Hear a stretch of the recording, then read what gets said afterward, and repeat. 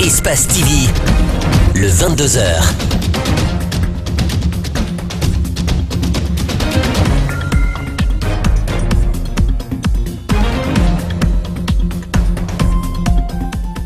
Mesdames et messieurs, bonsoir. C'est un plaisir de vous retrouver. Les titres de cette édition: vers la production en Guinée des cartes d'identité biométriques. La réflexion est en cours et le gouvernement en a parlé ce jeudi en Conseil des ministres. Le Conseil s'est également penché sur la criminalité dans le pays. La Commission électorale nationale indépendante se remet au travail. Le président élu pour prendre la place de Bakary Fofana a présidé sa première réunion ce jeudi. Cela veut pour autant dire que la crise est terminée. La question reste posée toujours: est-il que Salif Kébé invite les autres commissaires à reprendre le travail? Et puis aux États-Unis, des centaines de manifestants new-yorkais se sont réunis à Times Square pour protester contre la décision de Donald Trump d'interdire aux personnes transgenres de servir dans l'armée américaine.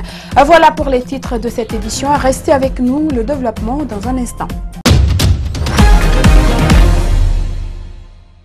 Bienvenue à tous et merci de vous informer sur la télévision Espace. La recrudescence de la criminalité et le grand banditisme semble préoccuper le gouvernement guinéen.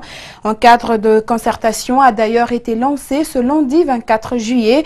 Il regroupe les cadres des ministères en charge de la sécurité et de la défense, de l'administration du territoire, de la ville et de l'environnement. La question a aussi fait l'objet d'une communication au Conseil des ministres ce jeudi. Le compte rendu de Mohamed Damaro Kamara et de Abdoulaye Kamara. Essentiellement, les échanges ont porté sur l'occupation illégale et anarchique des espaces côtiers, des forêts classées et pas seulement, tout endroit susceptible de favoriser la criminalité, notamment dans la zone Conakry. Les départements ministériels concernés par la problématique ont tiré des conclusions suivantes. L'identification des bases criminogènes au niveau des quartiers et leur élimination. L'assainissement des sites des quartiers de Conakry à caractère criminogène. La problématique liée à la vigilance des agents en faction dans le cadre de la lutte contre la criminalité et le terrorisme. La nécessité de communiquer périodiquement sur les statistiques sur la criminalité.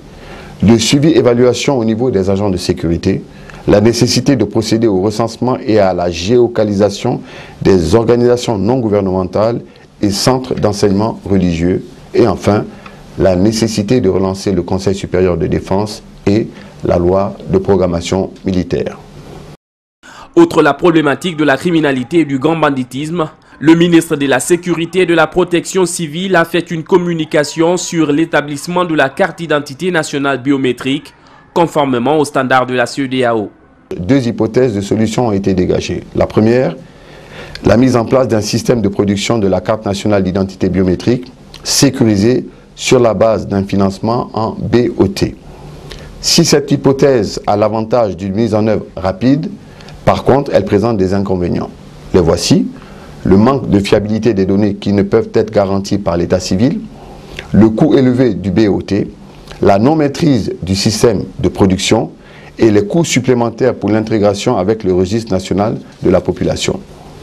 La deuxième solution, c'est suivre la feuille de route du projet d'identification pour le développement dans les pays de la CEDEAO sur financement de la Banque mondiale et qui couvre la mise en place du registre central de l'état civil sécurisé, le registre de la population et le système de production de la carte nationale d'identité biométrique, en s'appuyant sur un numéro d'identification nationale unique et les données biométriques, à savoir l'iris et les empreintes digitales.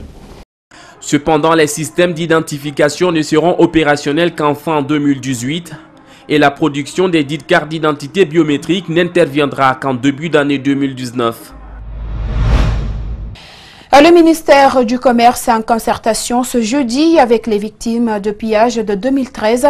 Le chef du département les a invités à surseoir à leur manifestation projetée le 3 août prochain. Marc Yombuno a promis de répondre à leurs préoccupations. Gibril Ba et Mohamed Valek Touré. Dialoguer, c'est la démarche que le ministre Marc Yombuno a adoptée pour calmer les commerçants victimes de pillage de 2013 qui voudraient se faire entendre le 3 août prochain. Faire en sorte que l'on mette en avant le dialogue, la compréhension et la continuation des négociations. Et en tant que ministre du Commerce, je me suis porté volontiers à transmettre à qui de droit tout ce que j'ai écouté pour qu'on puisse, dans le dialogue et dans la compréhension, aller dans le sens de la résolution de ce problème-là. Les propositions semblent rassurantes pour les interlocuteurs qui pourront peut-être revenir sur leurs décisions. Et nous sommes derrière lui parce qu'il nous a demandé la paix. Et tout le monde, n'est-ce pas, veut la paix. Rien que la paix. La paix n'a pas de prix. Les victimes au nombre de 416 doivent percevoir 50 milliards de francs guinéens selon le groupe organisé des hommes d'affaires. Certains, en revanche, ne semblent pas satisfaits des démarches effectuées par cette organisation de la société civile.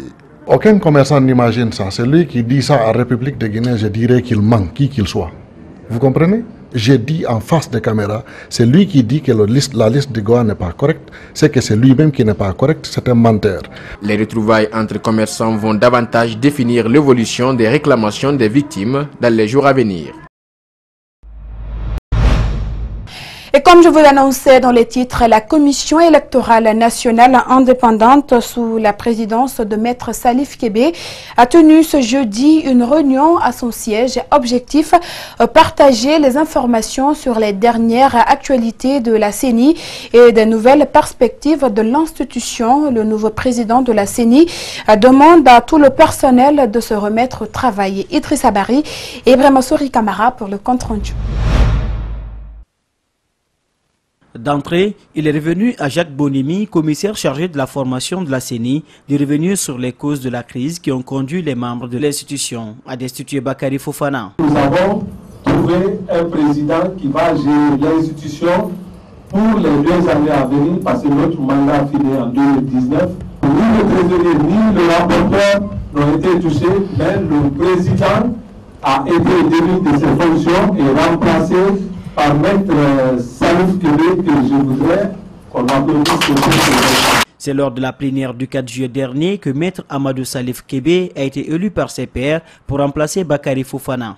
En attendant sa prise de fonction officielle, il a tenu à rencontrer le personnel de l'institution pour leur expliquer la nouvelle dynamique qu'il compte imprimer à la CENI. À présent,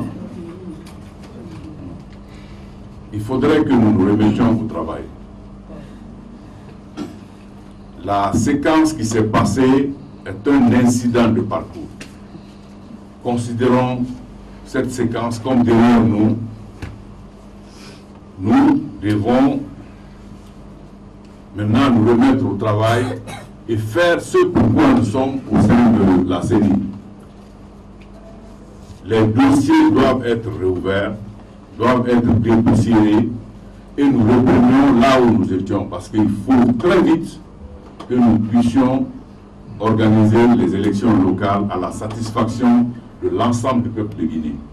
La Commission électorale nationale indépendante est l'institution chargée de l'établissement et de la mise à jour du fichier électoral, mais aussi et surtout de l'organisation de toutes les élections nationales en Guinée. La plateforme des jeunes leaders de l'Axe pour la démocratie et le développement a conféré ce jeudi avec les journalistes sur la justice populaire. La pratique devient courante en Guinée et ses activistes veulent apporter des solutions en vue de son éradication. Mariam Fodé Camara et Lamine Silla.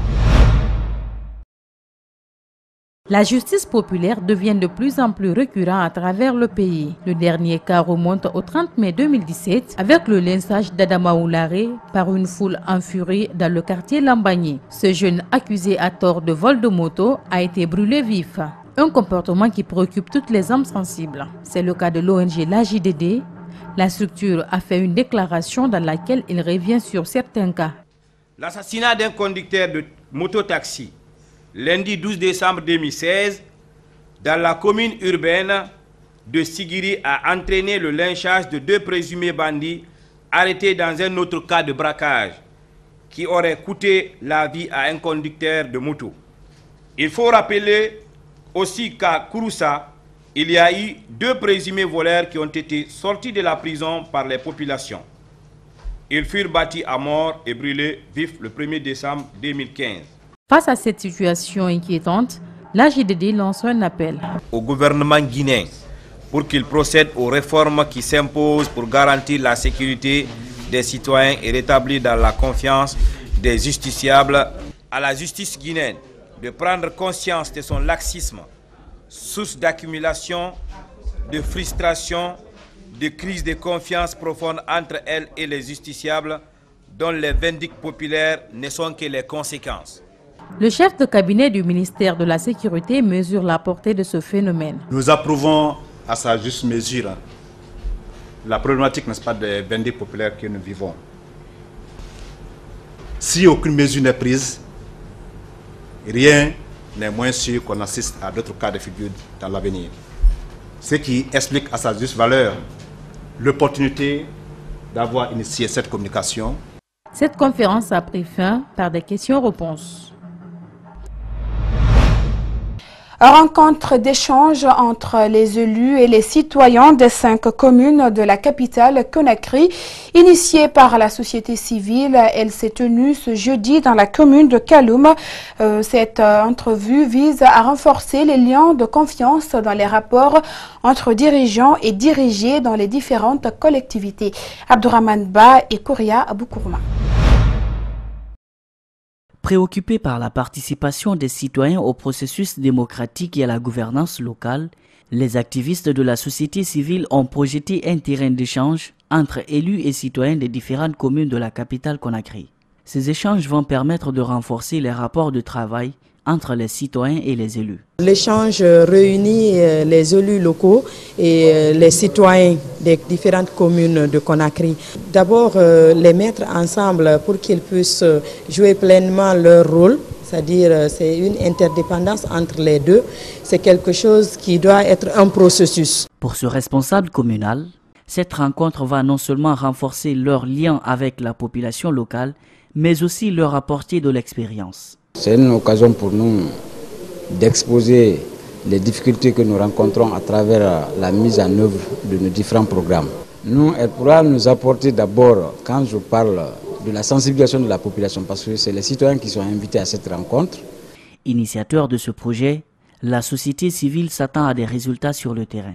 Après cette journée, c'est surtout leur implication et l'engagement dont ils vont faire preuve pour la réussite de ce projet. Nous insistons sur la pérennisation parce que nous pensons que tous les projets qui ont été retenus pour financement sont vraiment des projets qui méritent d'être pérennisés. Selon les responsables des collectivités locales, les actions menées sur le terrain par les autorités vont désormais bénéficier du soutien à travers la pérennisation de ce projet dans tout le pays. Comment mettre en place un parlement de la société civile ouest-africaine? Cette question était au centre d'une conférence ce jeudi. L'idée est mûrie par la Convention des acteurs non étatiques de Guinée et aussi la rencontre africaine pour la défense des droits de l'homme. Mamadou Kalisso et Yacouba Traoré. Le point de presse a réuni des activistes guinéens, sénégalais et burkinabés. Objectif, mettre en place un parlement ouest-africain de la société civile pour une synergie d'action commune pour faire face à des questions de sécurité humanitaire et la consolidation de la paix. Il est important qu'au plan africain, qu'au plan sous-régional, ces responsables, ces acteurs de la société civile puissent se retrouver pour réfléchir à certains mécanismes transnationaux et transfrontaliers de résolution de conflits, de réconciliation, de médiation et d'appui à l'éducation à la base pour permettre finalement à l'Afrique de se fédérer, parler un langage comme les États-Unis d'Amérique, comme l'Union européenne, comme les Émirats arabes et comme d'autres grandes puissances qui revendiquent le nombre dans la différence avec le nombre. Je salue cette rencontre. Pour vaincre les nouvelles menaces qui pèsent sur l'Afrique, à savoir le terrorisme, l'immigration clandestine et le chômage chronique des jeunes, il faut une réorganisation de la société civile africaine, estime le secrétaire général de la rencontre africaine pour la défense des droits de l'homme. Il faut qu'on forme la relève. Et en formant la relève, en les mettant sur un chemin où ils ne pourront plus se perdre. Parce que si on va ensemble, on se renforce. C'est ensemble qu'on peut déplacer des montagnes. et faire face à ces obstacles qui se dressent devant la société civile. Et évoluer également, accepter d'évoluer en fonction du contexte dans lequel on se trouve. Cette lampe passe aussi nécessairement par une prise de conscience et la mobilisation de la jeunesse du continent. La société civile, c'est la durée. Et qui parle de durée, parle de relève. Donc je demande à ce que la jeunesse se mobilise pour une société civile sereine, une société civile constructive, une société civile qui va aller au-delà de ceux qui ont prôné la cérémonie pour laquelle nous sommes là aujourd'hui. Au dire du président de la CANEG, des dispositions seront prises pour mobiliser les activistes des autres pays de la sous-région. La rencontre a pris fin par la signature d'une convention de partenariat entre la CANEG et la RADDHO. Et sur un autre plan, des travailleurs de la Sotragui, encore devant le palais Sékou Touréa, ils réclament 3 mois d'arriéré au ministère des Transports. Je vous propose de suivre un des manifestants au micro de Gibril Ba. Ces 3 mois n'est pas payé et chaque fois c'est des promesses et des promesses que le ministère des Transports il nous promet et n'arrive pas à réaliser. Vous voyez, nos amis sont délogés et certains même de nos amis, les enfants n'ont pas fait le bac.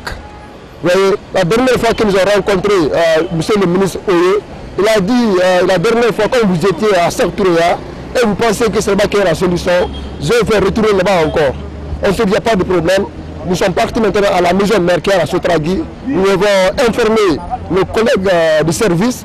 Donc on s'est dit, comme aujourd'hui c'est jeudi, le conseil des ministres, nous sommes venus maintenant attirer l'attention du président de la République, qui est le seul responsable de ce pays, et qui doit aussi comprendre la souffrance du travail de la Sotragui.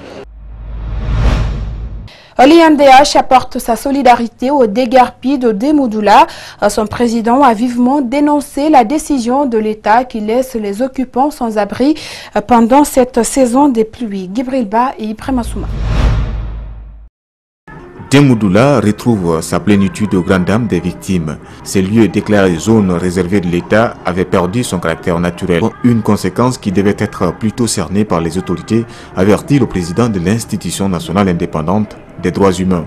Tous les citoyens sont à la recherche d'un abri. Un père de famille, vous avez de nombreux enfants, vous cherchez un petit pied-à-terre pour réunir votre famille sous un toit. Et c'est ce que les populations ont fait. Conakry enregistre ces dernières années une croissance démographique rapide, un phénomène qui intrigue nombre d'observateurs, ce qui ramène le débat sur la cartographie de la capitale. C'est une forme d'injustice qui est en train de se produire contre les populations. Il faut rechercher tous les agents de l'État impliqués de près ou de loin à l'installation des populations sur ces terres-là et les punir conformément à la loi. Aujourd'hui, les victimes dénoncent une violation des droits humains et le président de l'UNIDH reste solidaire à leur sort. Il demande une réparation pour réconforter celles-ci qui ont du mal à garder leur mal en patience. Autre fait marquant de l'actualité, une femme âgée d'une trentaine d'années a été retrouvée morte à Kipé. Le corps de Marissa Sampou a été vu au domicile de son amant à Kipé. Pour le moment, les enquêtes sont en cours et le présumé auteur de ce qu'on appelle pour l'instant crime est dans les mains de la police judiciaire. C'est un récit de Mohamed Chérif Aboubakar Din Kamara, rendu en studio par Alcéné Barry. Selon les informations reçues de la famille de la victime, Malik Oulare Maki, le présumé auteur du crime, serait venu demander la main de Marissa Sampou en mariage. La jeune dame et la plupart des membres de sa famille auraient opposé un refus catégorique à cause d'une autre promesse de mariage que Marissa devait honorer avec un autre homme vivant en Espagne. Malik serait allé jusqu'à proférer des menaces de mort contre la jeune dame. C'est ainsi que le lundi dernier, le jeune aurait fait appel à la victime avec pour argument que son père souhaitait la rencontrer. Sans peur ni crainte, elle part à la rencontre du jeune avec pour objectif de dire la vérité aux parents de Maki. Depuis ce jour, plus aucune nouvelle de Marissa n'a filtré. Dans la journée du mardi, son corps sera retrouvé inerte sur le lit de Malik, avec à ses côtés un écrit dans lequel il était clairement indiqué que la jeune dame, ne supportant plus le mariage forcé, s'est donné la mort. Les premiers constats de la police ont révélé que les écritures sur ce bout de papier n'étaient pas celles de la victime, mais plutôt celles du présumé bourreau, Malik Oulari. Une voisine du jeune nous a également confié que Malik lui aurait demandé un stylo et un papier le jour du meurtre. Des incidents ont failli éclater le jour de la découverte du corps. Certains membres de la famille de la victime auraient voulu se rendre justice en brûlant la maison dans laquelle habite la mère du présumé assassin. C'est la fin de cette édition d'information réalisée par toute l'équipe technique et rédactionnelle. Merci à vous de l'avoir suivi et surtout merci de votre fidélité. Je vous souhaite une très bonne soirée avec les programmes de la télévision Espace.